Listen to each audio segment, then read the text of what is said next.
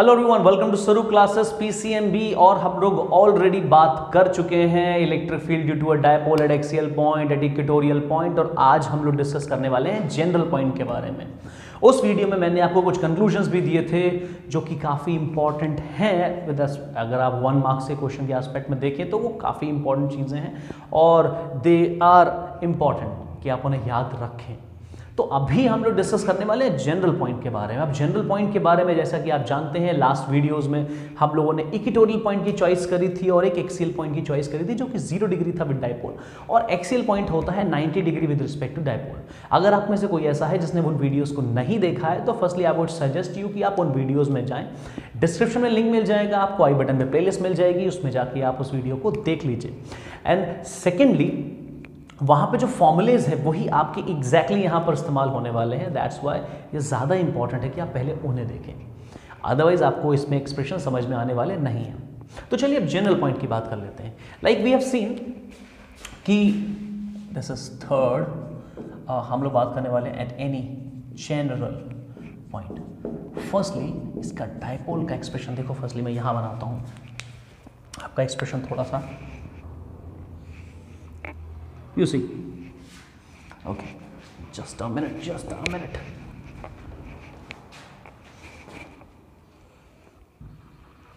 मेरे पास एक डायपोल है, this is dipole minus of Q and this is plus of Q. This point is B point as you already know and this is point A. Okay, अभी ये रहा centre of the dipole. Again we have a same data कि हमारा जो ये length है that is a, और again this length is also a. Okay, but let me, मैं इसको इधर मानने वाला हूँ। ओके, अभी मेरे पास एक पॉइंट यहाँ पर है, you can say somewhere here, but this point अगर मैं इसको पूरा इधर गिरा दूँ then you will see this point become axial point. अगर मैं इसको स्ट्रेट अप करके यहाँ कर दूँ जिससे कि ये एंगल 90 डिग्री हो जाए तो यही पॉइंट आपका बन जाएगा इक्वेटोरियल पॉइंट। बट मैंने उन दोनों के बीच में एक पॉइंट चूज कर लिया है which is making angle theta with the dipole, और उसकी पॉइंट की दूरी of course is going to be R. कोई खास बात नहीं है यहाँ पर। ओके, अभी आप लोगों ने नोट कर लिया होगा, तो मैं ये चीज़ें हटा रहा हूँ यहाँ से बिकॉज मुझे डायपोल में बहुत सारी चीज़ें यहाँ पर ड्रॉ आउट करनी है। ओके, जिससे क्लैरिटी मेंटेन रहे, इस वजह से। अभी करना क्या है आपको, देखिए पहली बात तो यही है कि आप इसको हमेशा ज्वाइन करते हैं तो कर लीजिए, कोई दिक्कत नहीं है। इसको आप यहाँ से कर लीजिए। ओके, एक बात मैं और बता दूं, अभी आप लोग देख रहे हो ना, इसके ठीक ऊपर आ गया है पॉइंट। ये तो ऐसा इंपॉर्टेंट नहीं है ना ठीक इसके ऊपर आ जाए, ये आगे थोड़ा सा पीछे जा सकता है। तो कभी ऐसा मत सोचना ये ठीक इसके ऊपर ही जाना चाहिए। मैं इसको लंबा कर सकता हूँ, थोड़ा सा और दूर कर सकता हूँ, वो जस्ट फॉर द कोइंसिडेंस कि वो वहाँ पर बन गया है। Okay, done. अभी हम लोग करने क्या वाले हैं, अगर आप सही से देखिए तो दिस लेंथ जो आप देख रहे हैं, दिस यहाँ पर एग्जिस्ट कर रहा एक वेक्टर, जिस वेक्टर को मैं कह रहा हूँ डायपोल मोमेंट वेक्टर।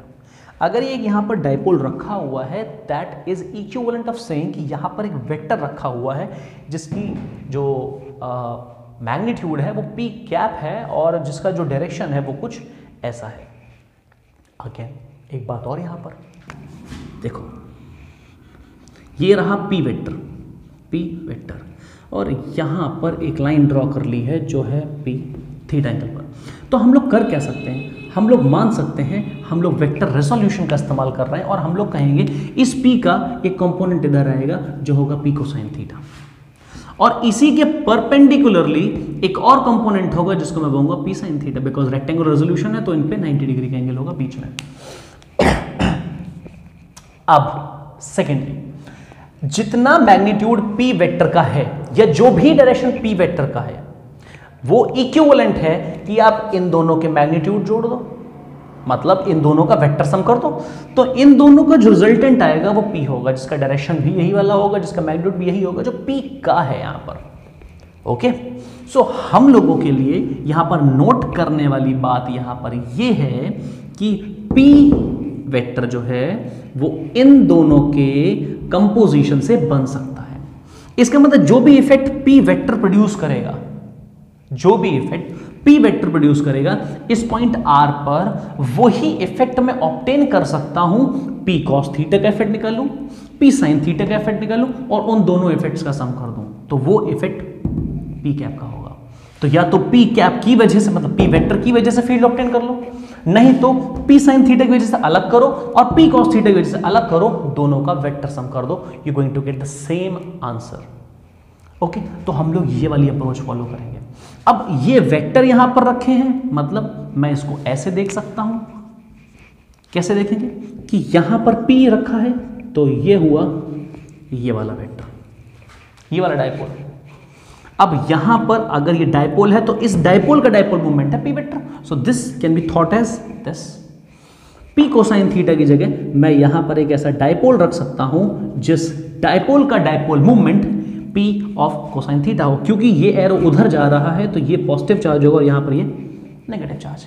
इसी तरीके से P साइन थीटा की जगह मैं रिप्लेस कर सकता हूं एक डायपोल से जिसका ये रहा प्लस क्यू, ये रहा minus Q.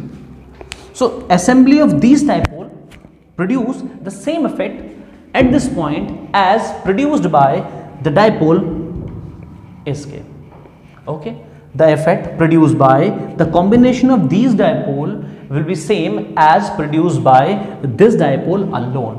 So in order to find the effect or the field of this dipole at this point, we can find the electric field due to this dipole at this point or this dipole at this point, and आप उसको simply vector summation कर दो, you will going to get the same answer. So this is the approach जो हम लोग यहाँ पर follow करने वाले हैं।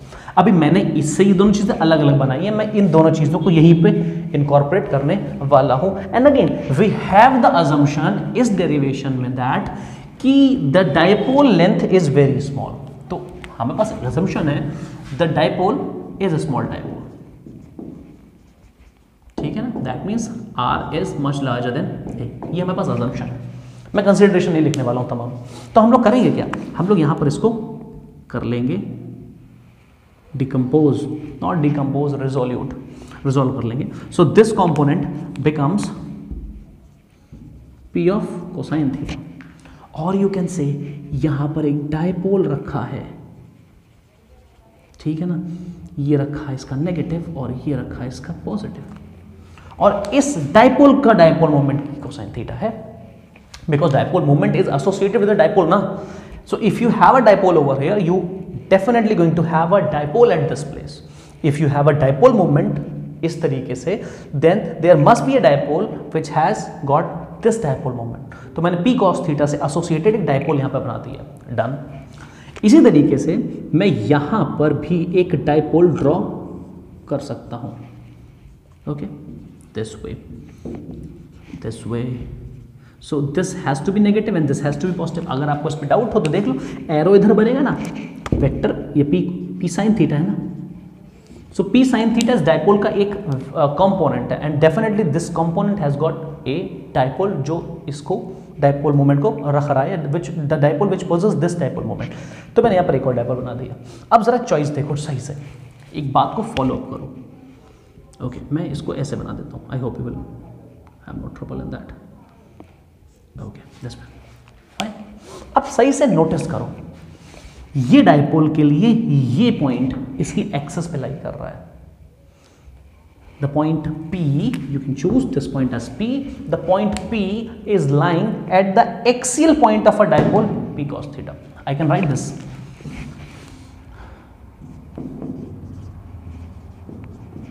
The dipole P can be resolved, okay, इसको मैं थोड़ा सा हटाता हूँ, can be resolved in two components, P of sin theta and P of cosine theta, P of cosine theta. हम लोगों ने इन दो कंपोनेंट में इसको बना हुआ मान लिया है। अगेन अब जरा समझो, the point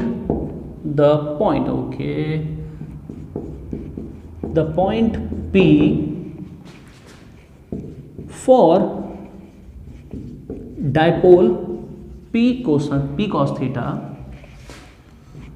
lies at its axial point, lies at its axial point. So electric field देखो उसकी वजह से E1 is going to be 1 over 4 pi epsilon naught 2p cosine of theta divided by r cube. Point number 1. चलो मैं समझाता हूं.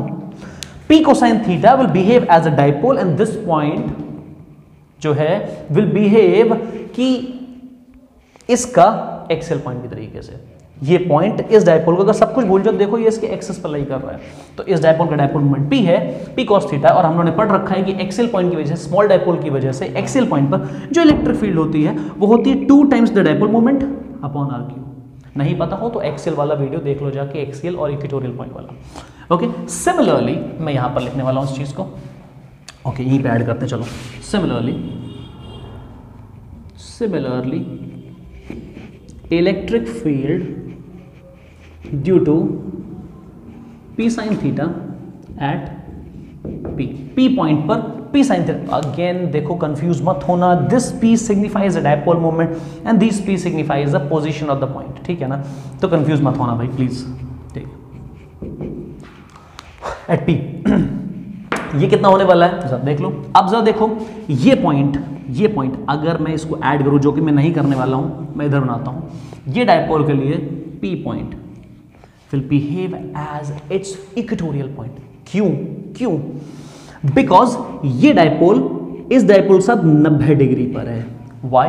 For the reason because हमने करा है रेक्टेंगुलर रेजोल्यूशन. रेक्टेंगुलर रेजोल्यूशन में दोनों कंपोनेंट्स आपस में 180 नहीं 90 डिग्रीज पर होते हैं. और ये पॉइंट अगर इसका एक्सियल पॉइंट है, दैट मीन्स ये पॉइंट्स इसके लिए इक्वेटोरियल पॉइंट्स होने चाहिए, बिकॉज इस डायपोल के लिए ये परपेंडिकुलर है और परपेंडिकुलर पे लाई करने वाला हर एक पॉइंट उसका इक्वेटोरियल पॉइंट होता है. So that by that reason this point P will be equatorial point for this P of sine theta. I hope it make sense. So with that मैं इसको कंटिन्यू करता हूं. So E2, call it E2, and this will give you 1 over 4 pi epsilon naught, that is P of sin theta. Okay, क्या हो गया है, sin theta upon r cube. Again by the formula that we have already obtained for equatorial point of a small dipole, उसको apply कर दिया हम लोगों ने. Now what to say, net field कैसे ऑब्टेन होगी? E vector is going to be E1 vector plus E2 vector. देखो, उन रूल्स के साथ कॉम्प्रोमाइज थोड़ी ना करते हैं. Those are vectors, these electric fields are vector, तो एडिशन कैसा होने वाला है? Vector.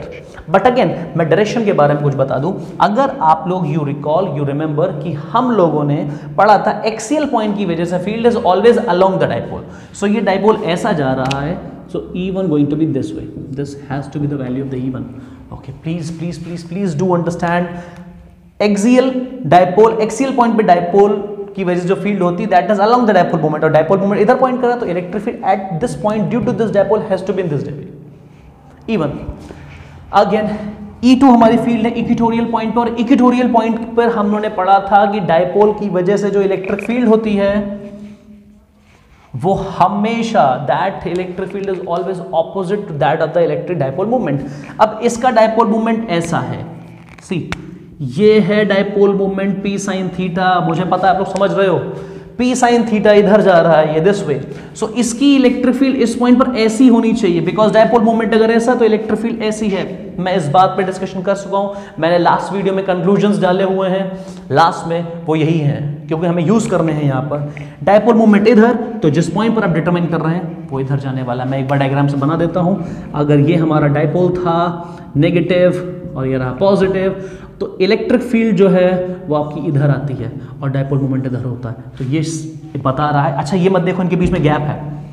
The thing is to notice कि इनका डायरेक्शन उल्टा है, फर्क नहीं पड़ता है, ये ऐसा जा रहा है, ये इधर जा रहा है, इनके बीच का गैप तुम्हें नहीं नापना है. बातें समझनी, ये इस दिशा में, ये इस दिशा में है. अब अगर ऐसे बनाओगे तभी थोड़ी ना उल्टी दिशा पता चलती है. ये आपको जस्ट बैक टू बैक है तो दिख रहा है, लेकिन ये भी तो अपोजिट दिशा में ही है ना. तो इस तरीके से बाय दिस लॉजिक हम लोग कह सकते हैं कि जो इस P sin थीटा की इलेक्ट्रिक फील्ड होगी that has to be in this direction. I hope you understand. So this is E2 और इन दोनों के बीच में एंगल 90 है. इस बात का सबूत तो नहीं चाहिए किसी को, तो सुन लो.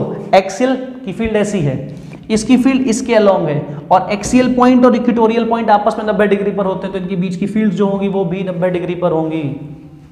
मैंने जल्दी बोल दिया, चलो समझो जरा। इसकी वजह से ये रहा डायपोल, मैं इधर बनाता हूं, बिल्कुल ऐसा ही डायग्राम बनाता हूं, चलो। ये रहा है डायपोल, ये मान लो भी पॉइंट, तो इसकी जो स्पीड ऐसी गई है इवन, इसके अलोंग है, इसके अलोंग, और ये पी कोसाइन कंपोनेंट था, पी साइन कंपोनेंट इसके परपेंडिकुलर होगा कि नहीं होगा? क्यों? रेक्टेंगुलर रेजोल्यूशन में दो वेक्टर कंपोनेंट्स आपस में परपेंडिकुलर होते हैं। सो ये गया है पी ऑफ साइन थीटा, और इसकी फील्ड इस पॉइंट पे इसके पैरेलल होती है, और यू कैन से एंटी पैरेलल होती है। पैरेलल होती है लेकिन दिशा उल्टी होती है, that is called anti parallel. तो ये पॉइंट इसके लिए, ये पॉइंट परपेंडिकुलर है, तो इसका मतलब इसके लिए ये इलेक्ट्रिक फील्ड परपेंडिकुलर होगी, और इसके लिए ये फील्ड इसके पैरेलल है, ये इसके परपेंडिकुलर, ये इसके पैरेलल, तो ये दोनों आपस में कैसे होंगे? परपेंडिकुलर। समझ गए होगे? सो E1 E2 आपस में कितने एंगल पर है? 90 डिग्रीज पर है these two angle. So by vector sum E की वैल्यू कितनी आएगी? Twice of E1 square plus E2 square plus का 2PQ, sorry 2E1 E2 cos theta cos 90 degree cosine 90 0, तो वाला फैक्टर आपको ड्रॉप करना पड़ेगा। Now I can add this. So okay, मेरे पास स्पेस कम है, ओके चलिए इधर लिखते हैं यहाँ पर। Okay, do it here. So this is E1, call it 1, we call it 2. So net field E is equals to, okay, मुझे यहाँ का स्पेस यूज करना पड़ेगा। Okay, so मैं यहाँ का यूज करने वाला हूँ स्पेस।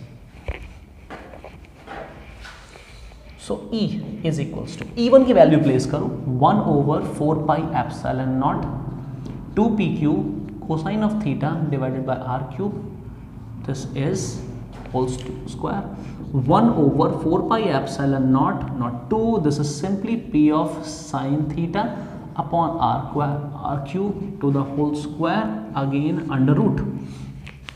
So अब क्या करना है तुमको? देखो कॉमन चीजें बाहर सब निकाल लो इससे, ठीक है। 1 over 4 pi epsilon naught component is common of course, 2 नहीं कॉमन है, p कॉमन है, p स्क्वायर बाहर निकाल लो, ठीक है ना। p स्क्वायर इसका जब अंडर उठाओगे that simply comes out p, r cube निकल के आएगा हमारे पास, और यहाँ पर we are left with what, that 4 cosine square theta plus sine square theta. Okay, इसको हम लोग फर्दर सॉल्व कर सकते हैं। कैसे सॉल्व करेंगे जरा देख लो। That's 1 over 4 pi epsilon naught p over r cube 4 times cosine square theta plus 1 minus cosine square theta। पता है कैसे? Since cos square theta plus sin square theta is equals to 1, is equals to 1। So मैं इसको pickup कर सकता हूँ यहाँ से।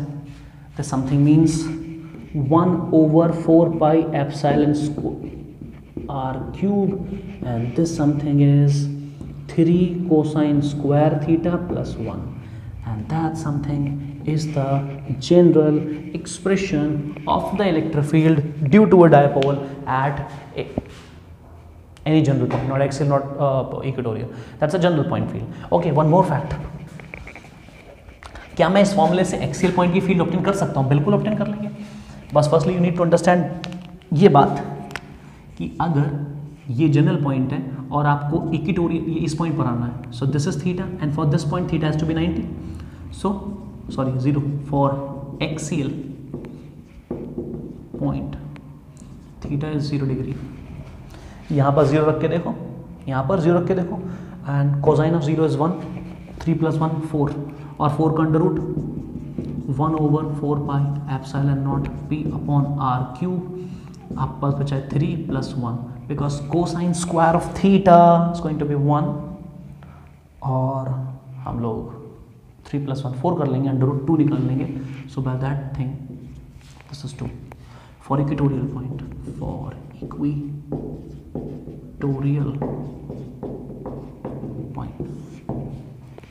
इक्वेटोरियल पॉइंट के लिए theta is equals to 90, theta is equals to 90।